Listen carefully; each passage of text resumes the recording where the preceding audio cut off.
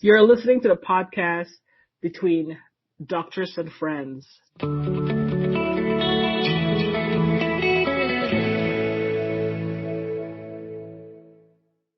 Welcome to another episode of Between Doctors and Friends podcast. We have here Dr. Foz and Dr. Ray, two board certified physicians. I will start with Dr. Foz. We haven't talked or recorded an episode for 2 weeks. How have you been? Still alive. Still alive. Still alive. Came back for more. And then we're going to move on to Dr. Ray. I'm doing well. Yeah, doing well. Again, surviving, living, loving, trying to enjoy what I can of life. So, yeah. There you go.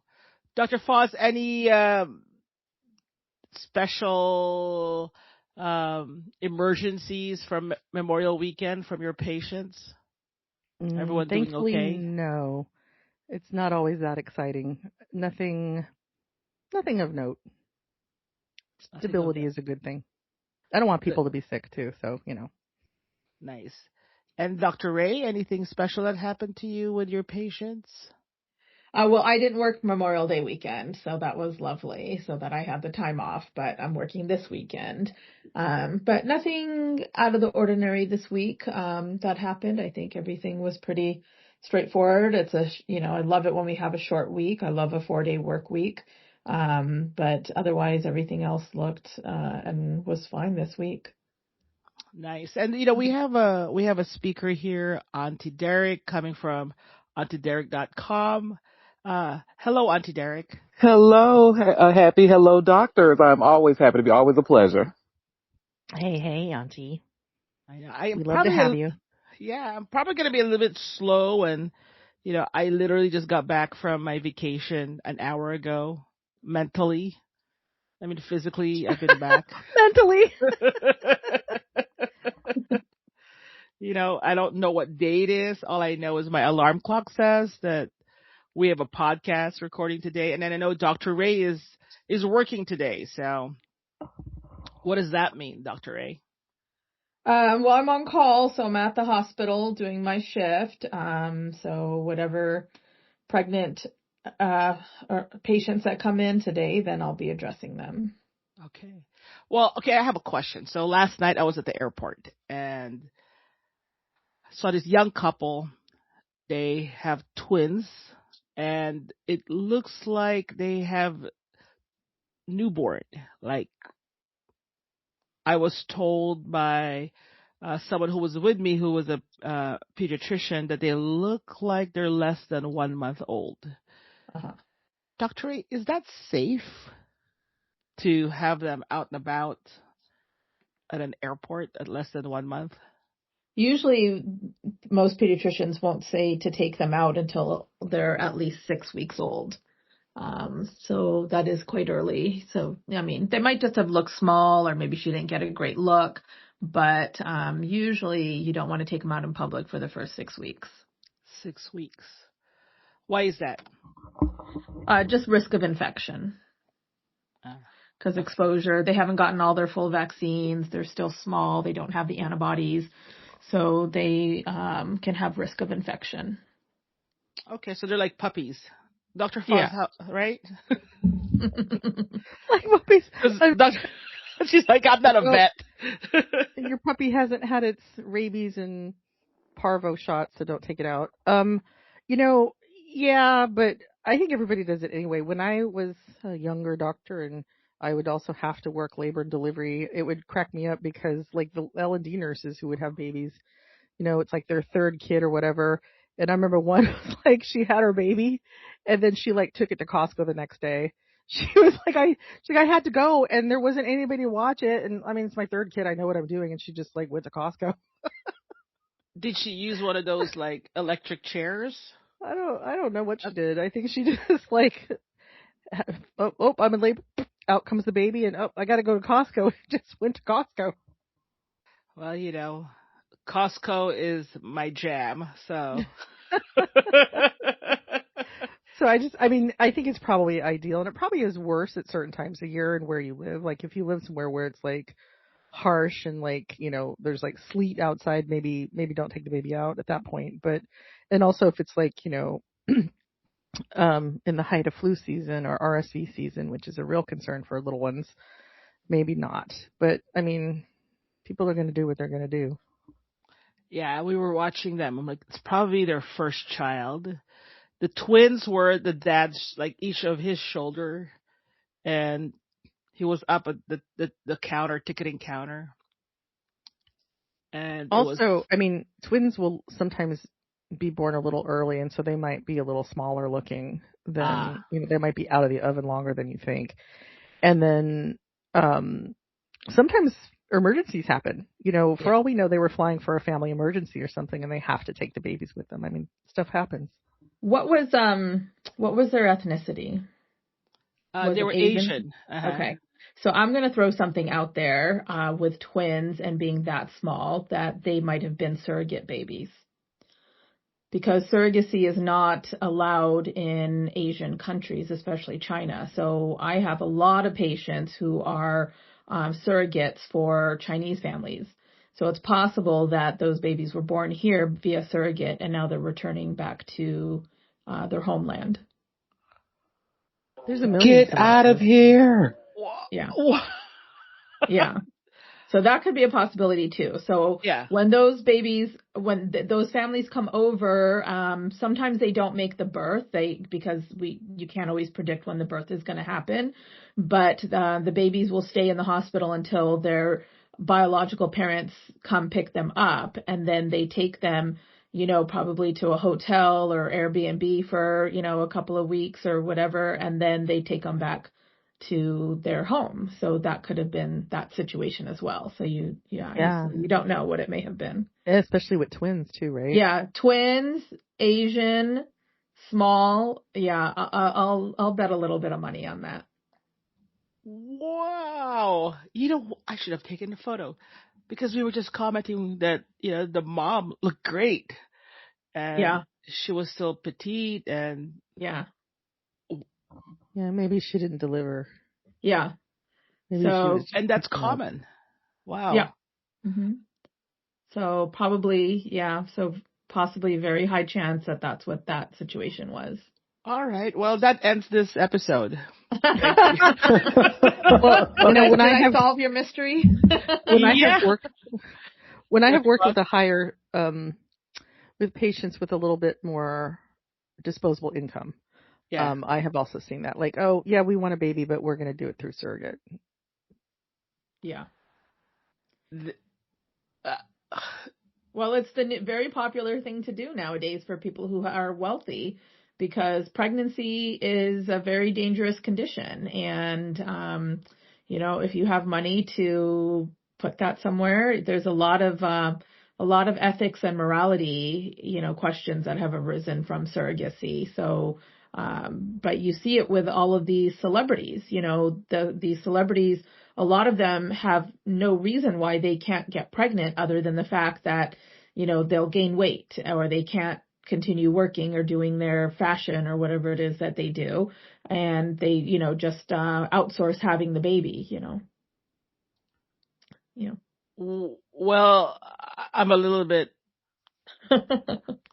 like out of words. This is really cool. I mean, it's taken this conversation to a different direction. Tell me, what is the process of having a surrogate? Well, I deal with them after they're pregnant and they come to me. But from my understanding, fertility clinics will have a program where they have, viable surrogate candidates come to them, and they'll do some testing on them and take their medical and surgical history and deem whether or not they could potentially be a successful surrogate. Then there are the infertile couples that come to the fertility center because they want to try and get pregnant, and maybe they've gone through IVF and they've done several treatments and they just have not been successful. And then the topic of potential surrogacy comes up. And then if they do want to go down that route, then the fertility center will pair them with what they think is a successful or a match to a surrogate. And then once they have the surrogate, they will take the egg from the mom, the sperm from the dad, and they create an embryo.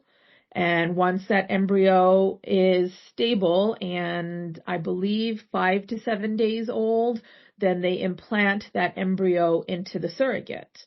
And then, God willing, that egg will grow, or that embryo will grow and develop into a baby, and that infertile couple will then be blessed to be able to take a baby home. So Wow. that's the general, yeah. Sorry, I just have to interrupt really quick. The look on our host's face is hilarious. And you can't see it, but that's how my face looks also. But surrogacy, I mean, it's quite expensive. So it really is something that only the very wealthy or well-off or people willing to go into a lot of debt can afford and achieve. I see ads for surrogates all the time, and then I ask my patients how much they're getting paid, and they're getting paid anywhere between $70,000 and $90,000. Plus all of their medical expenses taken care of, and sometimes their living expenses taken care of as well. So there's a really incredible financial incentive for these women to become surrogates. A lot of people will kind of give you that, oh, I'm doing it out of the generosity of my heart and I really want to help this family. But they're making, $70,000 to $100,000. That's somebody's, income, and possibly even more income than that surrogate would have made at their job. So they're making quite a bit of money for doing this. Wow. Yeah. And is there a website where you could apply to be a surrogate, or? I'm sure there is. Right? I'm sure there is. I'm sure all the big infertility centers and infertility clinics will have that for them. And like I said, I see ads all the time from the infertility clinic saying, be a surrogate, make, 70,000 plus. So there definitely is, a pathway for people who want to do that. Now, being pregnant is no easy feat. It is very difficult on your body, and it can be, quite dangerous. Luckily, most of the pregnant women who have their babies have them without complications or problems, but there can be situations where you have life-threatening issues. And so these surrogates, even though they're getting paid quite a bit, are, potentially risking quite a lot as well. Wow. Yeah. I'm lost for words. Yeah, I don't think $70,000 to $90,000 is enough. I think it can be. These women are going to be selected out for probably previous successful pregnancies, and they're probably obviously younger and healthier and all those things. But honestly, It's just, my goodness. Have you ever met a woman that she's done it more than once? Yeah, I have patients. Been a surrogate. I have patients. I think the most I've had a patient who did 4 surrogacies. Wow. And it's like a career. Yeah. Well, it's a way that they're making money. She had her 2 babies, and then she did 4 surrogate pregnancies, and she's, home with her kids just being pregnant, but she's making almost $100,000. So that's quite a bit of money, for a lot of people. Majority of people are not making $100,000, right? Even, school teachers and, bus drivers and mail carriers, these people aren't making $100,000. They're going to work every day, working 8-hour shifts, and not getting near that much money. And, for a surrogate, to have a baby and, get paid that amount of money, it really can be quite life-changing for them. And luckily, like I said, like this particular patient, she had 4, and they were 4 uncomplicated, pregnancies and deliveries, and it probably brought her family, quite a bit of income. Wow. I wonder if she's going to try to do more, if there's like a limit. Is there a limit? I think there is a limit that they'll stop, because the more babies you have, the higher risk you have of complications in general. So even if she had like all 6 of those babies herself, we would be counseling against not having more because of higher risk of complications, and especially as she gets older. And the biggest complication would be postpartum hemorrhage in these what we call grand multiparous patients. So they probably do reach a point where they are saying that the surrogacy agencies are probably saying that they're not a good candidate anymore. Wow. Maxed out. Yeah, is there like an age limit before you hit 35? So I was always under the impression that they had an age limit of 38, and that after age 38 that they did not have those women become surrogates, because the older you get, the older your risk of high blood pressure, diabetes, preterm delivery becomes. But I have a current surrogate who is 41. And she was a surrogate with me before. This is her second surrogacy. She was a surrogate with me before, and I want to say she was like 38, 39 when she did that surrogacy. And so I asked her, I said, did they say that there was a limit or anything? And for the agency that she's going through, they said no, as long as she met the health requirements and everything, that they were fine with her being another surrogate. Yeah, and sometimes they might be like targeted surrogates. Like she might be carrying a child for a family member. Yeah. Possibly, but not in this situation. Well, so if you're an Asian surrogate and you're doing it for, I'm just asking such a stupid question because I just got back from vacation and I'm not thinking. My brain is turned off. And you're a surrogate for, let's say, either a black couple or a white couple. Will the baby have any Asian in there? No. Because the genetic, I'm so stupid. All right. Yeah. Wait a minute. The genetic material is donated by the biological father and the biological mother. So whatever the biological parent's race is, that baby will be that race. So if a black woman and a black man create this embryo and they place this embryo in a white woman, the baby is not going to be partially white. It'll be full black. Completely sealed. Yeah. I don't know, stupid, but someone has to ask a stupid question. Yeah, there's no... Look, I sat next to you in biology, so you should know this. Yeah, all the genetic material from the biological parents. So nothing at all. Like the baby doesn't get anything from the surrogate. Nothing. As far as genetics go, no, but that surrogate's body is creating and nourishing this baby, and so yes, they do get they get their life from that body, from that person. Yeah. That is so fascinating. I mean, so like if the surrogate does bad stuff, like if the surrogate like abuses drugs or drinks too much alcohol, that could affect that pregnancy. But that's not a genetic factor. Yeah.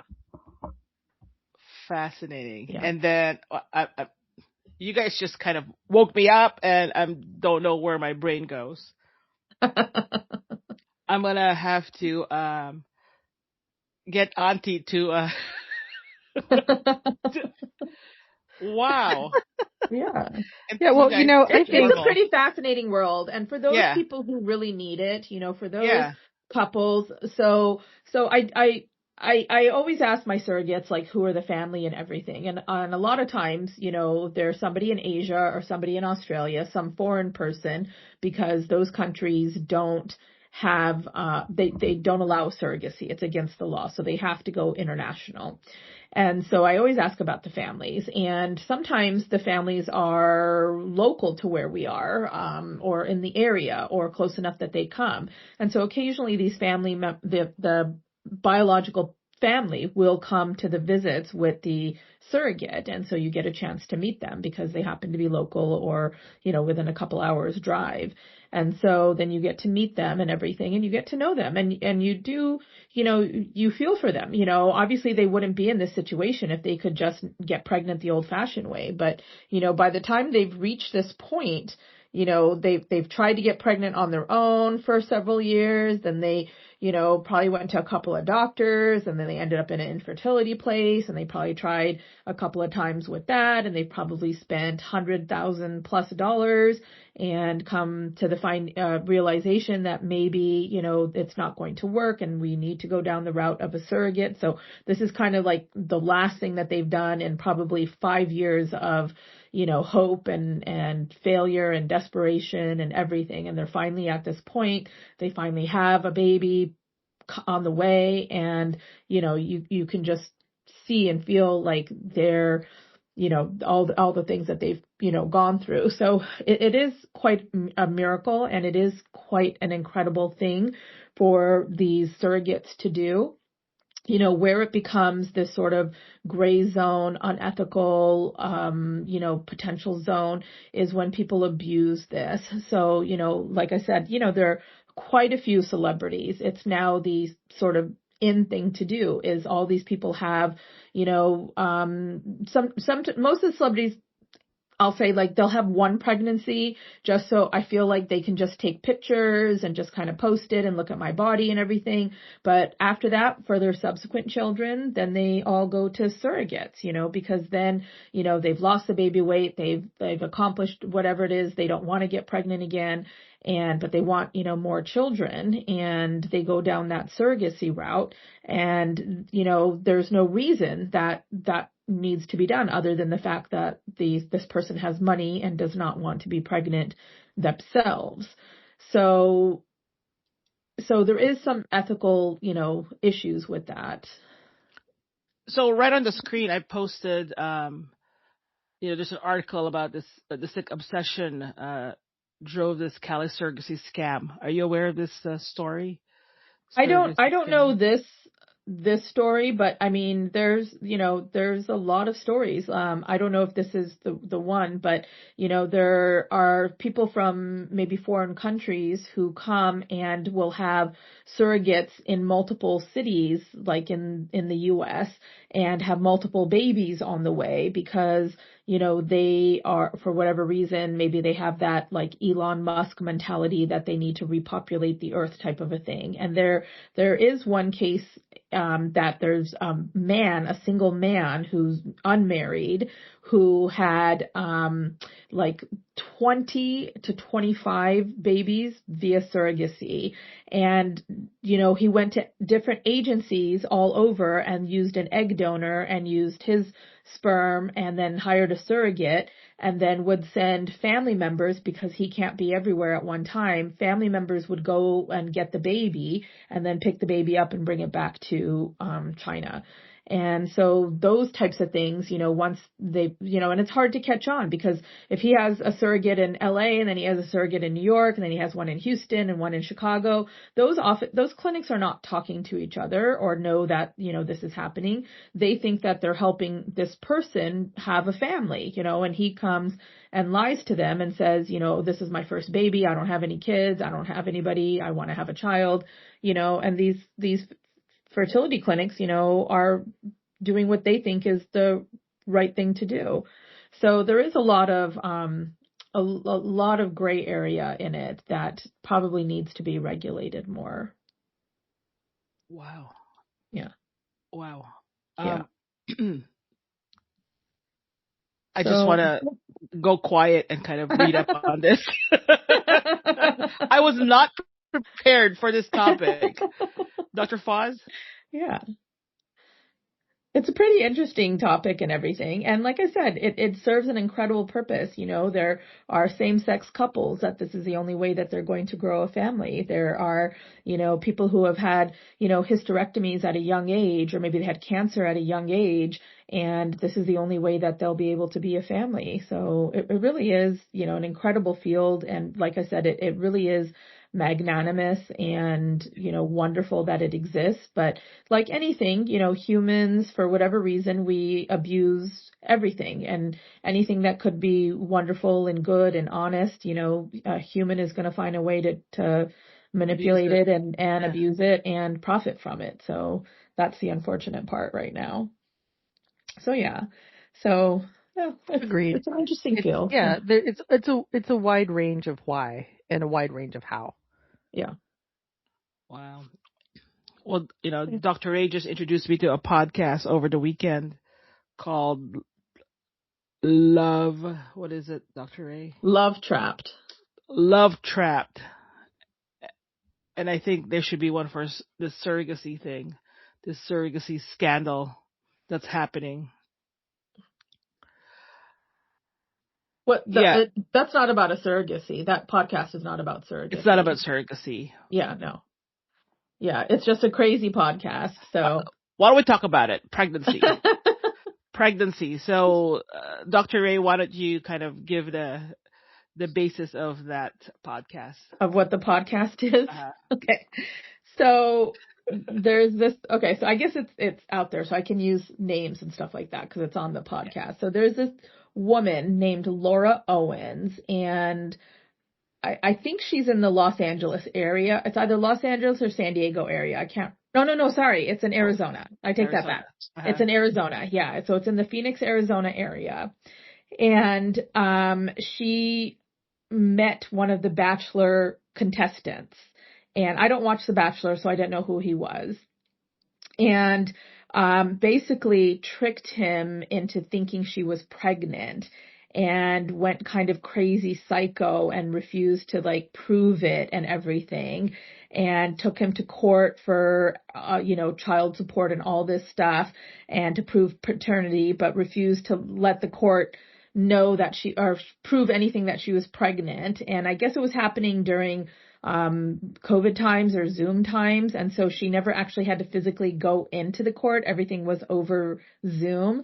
And then it comes out that she had done this like twice before and she had probably never been pregnant. And it's just jaw dropping, the stuff that happened. And these poor men, I feel so bad for them. And this absolutely insane woman, I think, Auntie Derek, you have to listen to it. It's like, it's so salacious, but it's absolutely crazy podcast. Very entertaining. Right up my alley. Thank you. Very entertaining, but absolutely just like my jaw hit the ground so many times when I was listening to it. I was like, oh my God. So it got me motivated to do like stuff around the house, because I was like, you know what, if I just like clean up or do this, I'll just put that podcast on and listen to it or whatever. So it got me like through like doing some things around the house or doing some stuff that like I didn't want to do, because I was like listening and I was like, oh my God, the whole time. As a doctor, what can you not believe about it? I mean, it's so much to go into about it, but just the way that she was just sort of faking the pregnancy. And then all of a sudden it was twins. And then she was doing all of her prenatal care online. She never went to go see a doctor. And that just is not how it works, especially with a twin pregnancy. A twin pregnancy is a high risk pregnancy. You need to go in and be seen. And she was like stealing ultrasounds from the internet and claiming that they were hers. And just like, I mean, like these poor men, like, a lot of it is just their gullibility and idiocy of believing this stuff. And the whole time I was like, oh my God, this is not how pregnancy works. Like she would be like, oh, I was bleeding and I thought I was in preterm labor and I was miscarrying. So I did a telemedicine visit with someone. Okay. And then they'd be like, who'd you do it with? Well, I don't remember. Okay. Well, was it a doctor or a nurse? Well, I don't remember. Okay. Well, what did they tell you to do? They just said do nothing and then it's fine. And I'm like, no, it doesn't work that way. Absolutely not. Anybody trained in any kind of prenatal care, if you call them with twins and say that you're bleeding, they're going to say, get your ass to a hospital now. She never went to a hospital. She apparently had multiple miscarriages with all these people and all this stuff and never ever saw a doctor in person or went to a hospital in person.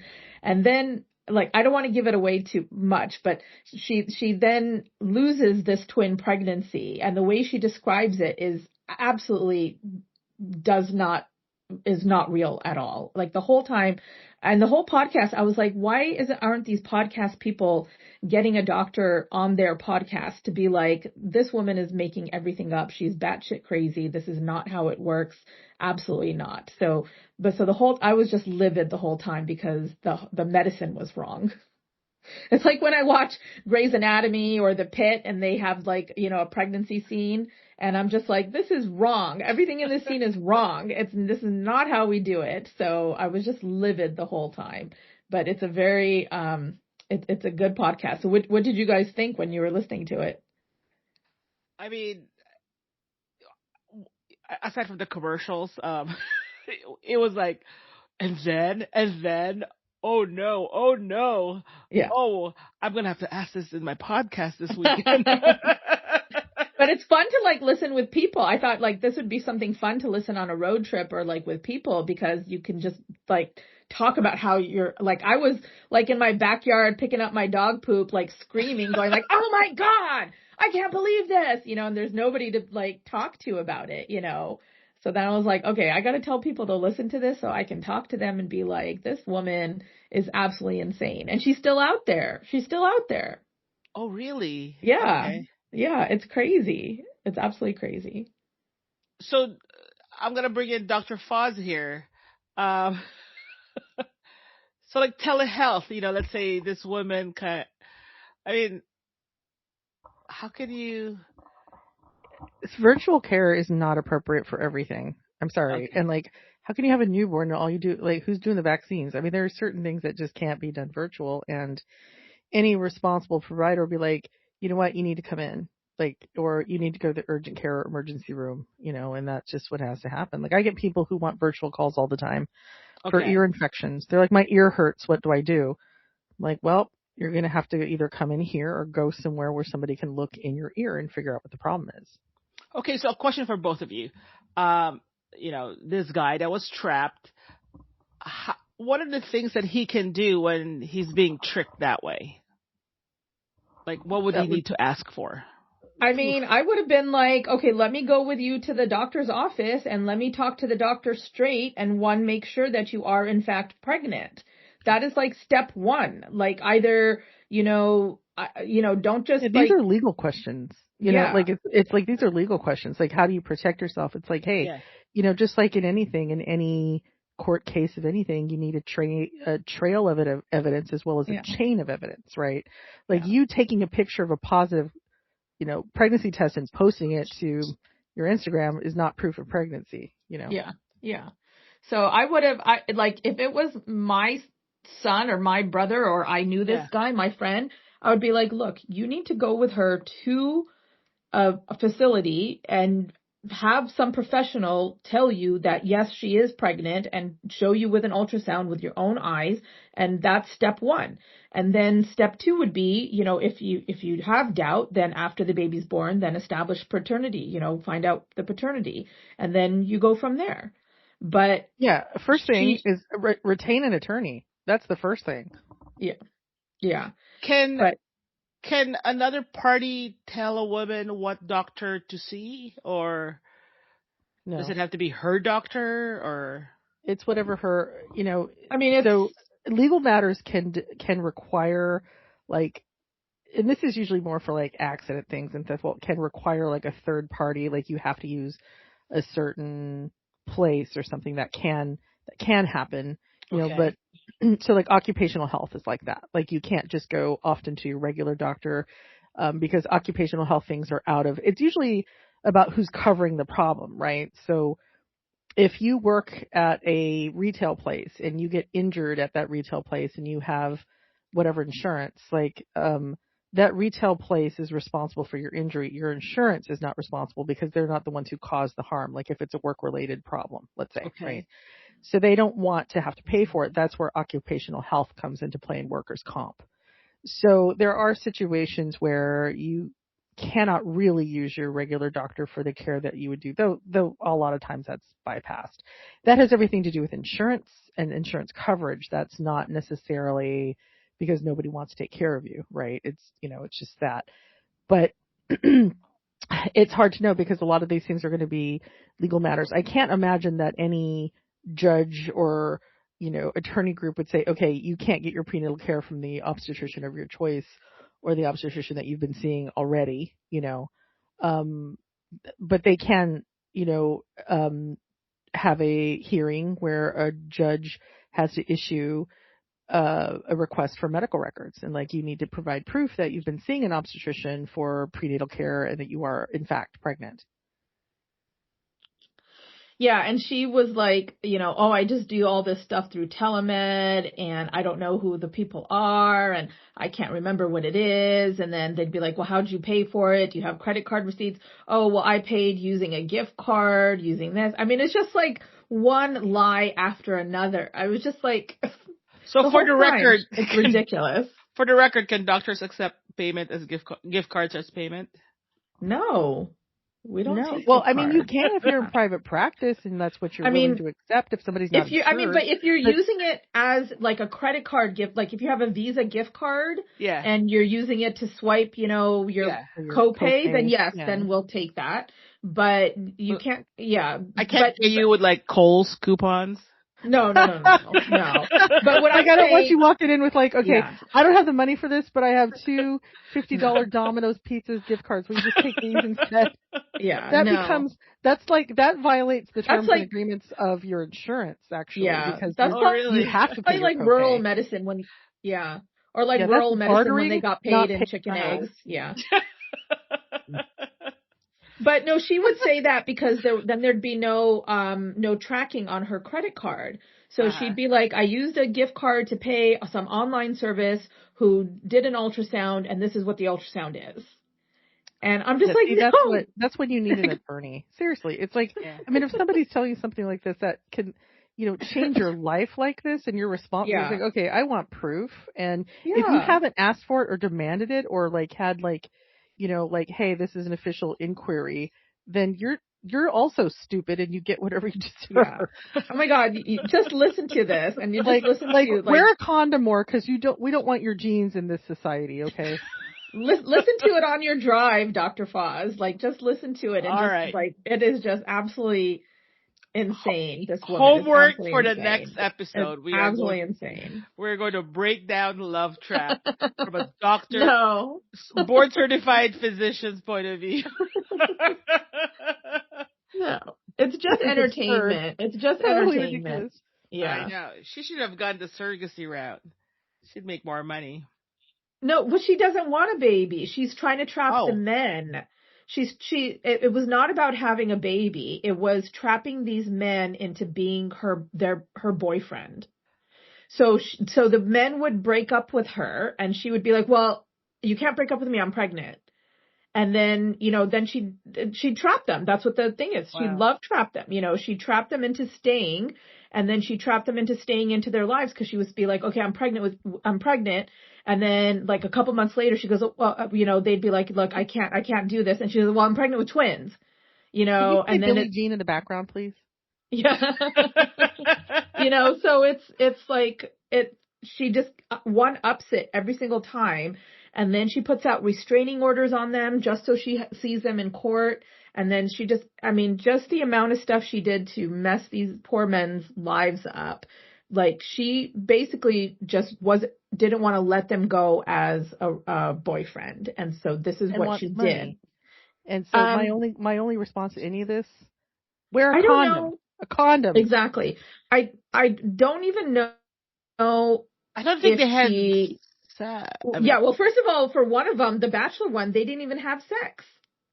So this is how crazy this story is. They didn't even have sex. Then you need an attorney and a restraining order against her. I'd be like, okay, this is crazy.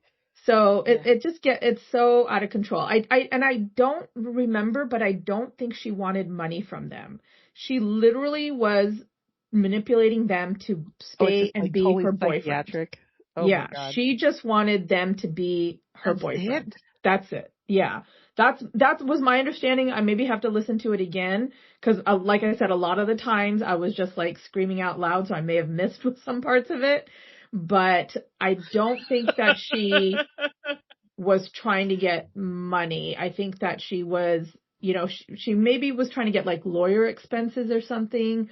But Yeah, it's just a very That crazy that's when you have story. to lawyer up or ask for Yeah. proof or like, Yeah. yeah, no. Well, to the host of Love Trap, we invite you to our session, or I can But send then you'd be Dr. like, Ray, why do we Dr. want to talk to these Puspy, people? No, right? I don't. I But think she has a lot of listeners. I don't want to be famous, so I don't want to try and go on anyone's podcast or anything. well, I, So I was gonna just she just charge needs her she just needs Domino's to get. Pizza coupons. Yeah, No, I mean, her podcast is over, but it probably would have been nice while she was doing it to have gotten an opinion of some doctor. That's all I would say. well, But yeah, we're here to help promote your show, so. yeah. They were like, who are these clowns? Yeah. She's like, what? Oh, they have 5 listeners? Okay, never mind. And it's the 5 that are Here. showed Yeah. up here today. Ay. Anything else?